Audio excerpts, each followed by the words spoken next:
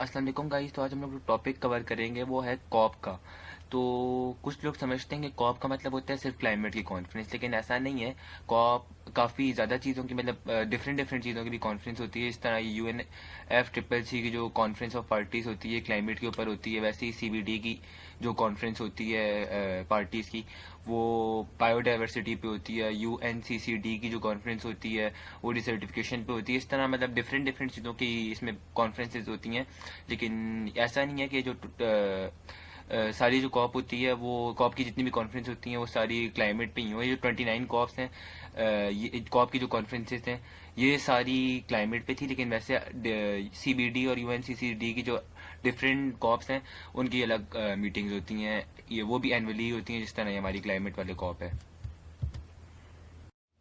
और गाइस, इसको ग्लोबली सारी मेजर कंट्रीज अटेंड करती हैं। बेशक उनका हेड ऑफ स्टेट और हेड ऑफ गवर्नमेंट अटेंड करें ना करें, वो अपनी डेलीगेशन ज़रूर सेंड करती हैं। और इस साल भी 200 कंट्रीज़ ने ये जो COP29 था क्लाइमेट का अजरबैजान में, इसमें अपनी डेलीगेशन सेंड की थी। तो चलें हम लोग COP29 के बारे में आगे फर्दर जानते हैं। आपको मैं डिटेल्स बताता हूँ। इसके आगे जो चलें हम लोग प्रोसीड करते हैं गाइस। तो ये मैंने पिछले जो सारे कॉप थे क्लाइमेट के ऊपर, वो सारे मैंने यहाँ पे मेंशन किए हुए हैं। जो जिस तरह पेरिस का ये 2015 वाला जो था पेरिस एग्रीमेंट, ये वाला बहुत इंपॉर्टेंट कॉप था। और ये COP28 UAE का था। ये जो अभी लास्ट ईयर हुआ था, लास्ट ईयर जो हुआ था UAE में, ये वाला कॉप है। और ये COP27 ये इजिप्ट में हुआ था। COP26 ग्लेसगो में हुआ था। और ये सारे जो इनके अंदर डेवलपमेंट्स थी और मेजर डेवलपमेंट्स थी, वो मैंने यहाँ पे मेंशन की हुई है, तो आप लोग इसको रीड कर सकते हैं। लेकिन ऐसा चीज़ जो पुरानी हिस्टोरिकल कॉप्स हैं, अगर आपको इनकी हिस्ट्री तो मोस्ट प्रोबेबली पता ही होगी, लेकिन अगर नहीं पता आप लोग कमेंट में बताना। तो इनकी मैं डिटेल में जो एक एक करके जितनी भी इनकी डिटेल में डेवलपमेंट्स होंगी, मैं सारी आपके ऊपर एक अलग वीडियो बना दूंगा। लेकिन अभी आप लोग जो मेजर मेजर मैंने यहाँ पे मेंशन की हुई है, आप लोग ये रीड कर सकते हैं गाइस। ये कॉप के हिसाब से COP15 में क्या हुआ, COP26 में क्या हुआ, COP27 में क्या हुआ। तो चलें गाइस, आगे हम लोग मूव ऑन करते हैं। तो इस साल जो ये वाली कॉप थी, क्लाइमेट वाली जो कॉप थी, ये अजरबैजान के कैपिटल बाकू में हुई थी। और ये 200 कंट्रीज़ ने अटेंड की थी। उसमें पैलेस्टाइन और वेटिकन सिटी भी आती है। लेकिन जिस तरह आप जानते ही हैं कि वो यूनाइटेड नेशन के मेंबर कंट्रीज़ नहीं हैं, तो लेकिन उन्होंने भी अटेंड की थी। तो टोटल 200 कंट्रीज़ ने की थी, जिसमें से 195 कंट्रीज़ यूनाइटेड नेशन की मेंबर्स थी। और ऐसा नहीं है कि हर कंट्री ने अपना हेड ऑफ स्टेट या हेड ऑफ गवर्नमेंट मतलब प्राइम मिनिस्टर प्रेसिडेंट ही आया होगा उनका, ऐसा नहीं है। लेकिन हाँ, ये है कि हर कंट्री ने अपनी डेलीगेशन 200 कंट्रीज ने अपनी सेंड की थी। तो गाइस, हम लोग डिस्कस करते हैं कि इस साल जो कॉप हुआ था क्लाइमेट का, COP29 अजरबैजान में, उसके जो मेजर डेवलपमेंट है वो है न्यू ग्लोबल फाइनेंस गोल। तो इसके बारे में डिफरेंट कंट्रीज़ के डिफरेंट पॉइंट ऑफ व्यूज़ थे, और जिन्होंने सारे अपने शेयर भी किए थे उस कॉप के अंदर। तो हमारे जो पाकिस्तान के प्राइम मिनिस्टर थे शहबाज शरीफ, उन्होंने मतलब ये अपना पॉइंट ऑफ व्यू शेयर किया था कि ऐसा होना चाहिए जिस तरह हमारी जो पाकिस्तान कंट्री उस पर काफ़ी ज़्यादा लोन्स हैं, तो हमारे जो थोड़े बहुत लोन्स हैं उनको हटा दिया जाए, ताकि हम लोग अपने जो क्लाइमेट के ऊपर डेवलपमेंट्स हैं उन पर फोकस कर सकें। लेकिन जो इससे जो फाइनल निकला था, जो इसका फाइनल आउटपुट निकला था, वो ये था कि न्यू ग्लोबल फाइनेंस गोल बनाया गया था। और मतलब इस सारी कंट्रीज जितने भी अटेंड किया था उनकी तरफ से था कि 2030 से 2035 तक हम लोग 300 बिलियन एनुअली, मतलब ऐसी जो डेवलपिंग कंट्रीज़ हैं उनको सपोर्ट करने के लिए हम लोग अपना डोनेट किया करेंगे। तो ये ऐसा है कि जिस तरह जो डेवलप्ड कंट्रीज़ हैं उनका जो इनपुट होता है, ये जो क्लाइमेट चेंज है इसके अंदर काफ़ी ज़्यादा होता है, लेकिन फिर भी जो इसका आउटपुट और आफ्टर मैथ और कॉन्सिक्वेंसेज होते हैं उनको वो डेवलपिंग कंट्रीज पे भी होते हैं। जिस तरह पाकिस्तान जो है टॉप 10 मोस्ट पॉल्यूटेड कंट्रीज में से आती है, लेकिन जो इनका इनपुट है क्लाइमेट चेंज के अंदर वो 1% या उससे भी कम है। तो ये चीज़ है। इस तरह ना डेवलपिंग कंट्रीज़ के लिए इन्होंने अब ये जो सारा न्यू ग्लोबल फाइनेंस गोल बनाया है। तो आगे जाके हम लोग देखते हैं 2030 2035 में कि इसके हमें क्या फ़ायदे नज़र आएंगे। वैसे तो ये 1.3 या 1.2 ट्रिलियन डॉलर का कह रहे थे, लेकिन ऐसा जितना बजट ही नहीं था, तो ये रीज़न है। लेकिन अब जो $300 है ये फाइनल हुआ है इस साल की कॉप में। तो चलने आगे हम लोग अब मूव ऑन करते हैं। So guys, let's discuss about the NDCs of the countries. तो NDC का मतलब होता है नेशनली डिटरमिन्ड कॉन्ट्रीब्यूशंस। तो इस साल के जो तीन मेजर NDCs हैं उन लोग वो डिस्कस करते हैं। तो जो तीन मेजर NDCs हैं वो यूके, ब्राज़ील और UAE के हैं। तो जो यूके का है, उन्होंने ये कहा है कि हम लोग अपने जो इमिशंस हैं कार्बन एमिशंस और बाकी सारी जो ग्लोबल वार्मिंग में इनका इनपुट है वो 81% तक रिड्यूस करेंगे 2035 तक।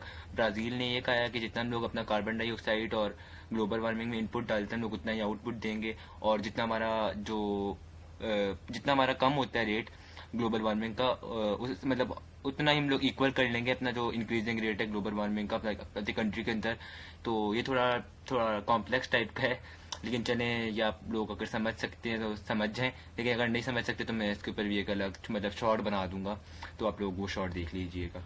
और यूएई का ये प्लान है कि हम लोग अपना कार्बन इनपुट कम करेंगे, और जितनी भी ये ग्रीन हाउस गैसेज हैं क्लोरोफ्लोरोकार्बन और इस तरह हाइड्रोक्लोरोफ्लोरोकार्बन, इस तरह की जो गैसेज हैं जो कार्बन डाइऑक्साइड और अपनी ओजोन को डैमेज करती हैं, तो मतलब कार्बन डाइऑक्साइड जैसी और वाटर वेपर जैसी जो गैसेज हैं जो अपने मतलब ओजोन को डैमेज करती हैं, इस तरह की जो गैसेज हैं इनसे हम लोग थोड़ा इनसे अपनी डिपेंडेंसी ख़त्म करें, और विंड एनर्जी और इस तरह की जो टाइडल एनर्जी, इस तरह के जो नेशनल मेथड्स हैं इन पे स्विच करें। तो ये 3 एनडीसी थे डिफरेंट 3 कंट्रीज़ के।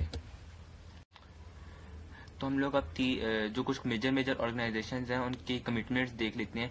तो जैसे कि आप लोगों को मैंने बताया था $300 बिलियन तक उन्होंने अभी जो कॉप है उन्होंने कहा है कि हम लोग अपना एनुअली बजट करेंगे 2030 से लेकर 2035 तक।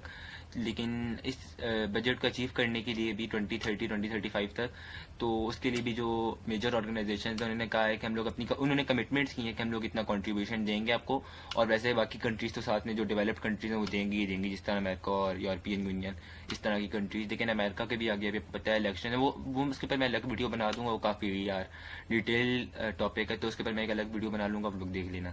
सही है। तो जो वर्ल्ड बैंक है उसने कहा है हम लोग $120 बिलियन एनुअली प्रोवाइड करेंगे, और हम लोग देंगे उनको कॉप वालों का। सही है। और एडीबी मतलब एशियन डेवलपमेंट बैंक ने भी $7.2 बिलियन एलोकेट करने का कहा है कॉप वालों को। और अजरबैजान के जो अपने बैंक थे जो होस्ट था इस ईयर का, उन्होंने भी $1.2 बिलियन का कहा है कि हम लोग मतलब अपना इनपुट देंगे उनको कॉप वालों को। सही है। तो आगे चले हम लोग अब प्रोसीड करते हैं।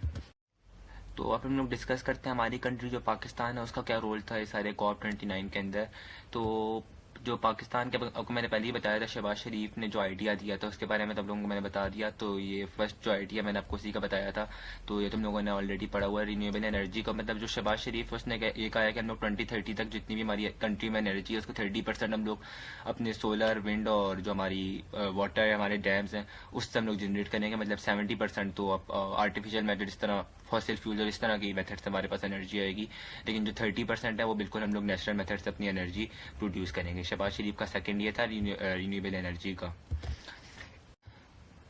और जो थर्ड पाकिस्तान का जो मेजर इसमें इनपुट था वो ये था कि उन्होंने एक आइडिया दिया था रीजनल कोऑपरेशन, जिस तरह साउथ एशिया को मिल के मतलब जो क्लाइमेट है और ग्लोबल वार्मिंग ऐसा कोई इशू मतलब इसका इशू का कोई निकालना पड़ेगा कोई हल। जिस तरह भी इवन तो आपने देखा होगा लाहौर के अंदर और इंडियन पंजाब, पाकिस्तानी पंजाब, इसके अंदर आपने जो ग्लोबल वार्मिंग थे इसके इम्पैक्ट देखे होंगे। तो इस वक्त भी जो पाकिस्तानी पंजाब की चीफ मिनिस्टर थी उन्होंने इंडियन पंजाब के चीफ मिनिस्टर को मतलब आपस में कांटेक्ट करने की कोशिश की थी, लेकिन रिलेशन हमारे बुरे हैं सच, इस वजह से कोई इसका ये इशू रिजॉल्व नहीं हो सका। तो ये रीज़न है। लेकिन अगर हम लोगों को क्लाइमेट के ऊपर कुछ करना है तो इंडिया पाकिस्तान को इसके लिए फर्स्ट ऑफ ऑल थोड़े अपने रिलेशन अच्छे करने पड़ेंगे। ये प्रॉब्लम है रीजनल कोऑपरेशन, मुझे ऐसा लगता नहीं है ऐसा कुछ आइडिया पॉसिबल है। लेकिन हाँ अगर ये एक्सेप्ट हो जाता मतलब कॉप में इसको इतना सीरियस लिया जाता तो क्या पता है पॉसिबल हो सकता गाइस। तो चलने और हम लोग का फोर्थ आइडिया देखते हैं क्लाइमेट जस्टिस। तो इसमें पाकिस्तानी प्राइम मिनिस्टर ने यह हाईलाइट किया था कि जो डेवलप्ड कंट्रीज़ हैं वो अपना इनपुट कितना ज़्यादा देती हैं, मतलब काफ़ी ज़्यादा वो इनपुट उनका होता है ये जो ग्लोबल वार्मिंग है इसके अंदर। मतलब फॉर एग्जांपल आप देख सकते हैं अमेरिका जो है उसके अंदर मतलब काफ़ी ज़्यादा इंडस्ट्रियल एरिया है। मैं आपको ये बताऊँ तो मतलब वो इंडस्ट्रियल कंट्री है, जिस तरह हमारी एक एग्रीकल्चर कंट्री है वो इंडस्ट्रियल कंट्री है। तो उनका जो इनपुट होता है ग्लोबल वार्मिंग के अंदर वो काफ़ी ज़्यादा होता है। वहीं पाकिस्तान जैसी कंट्री जो एग्रीकल्चर कंट्री है उनका ऐसा जितना नहीं होता है मतलब पेस्टिसाइड फर्टिलाइजर जो होते हैं उनका और मतलब जो मैन्योर कंपोस्ट होता है उनका भी काफ़ी ज़्यादा इनपुट होता है ग्लोबल वार्मिंग के अंदर, लेकिन ऐसा जितना नहीं होता।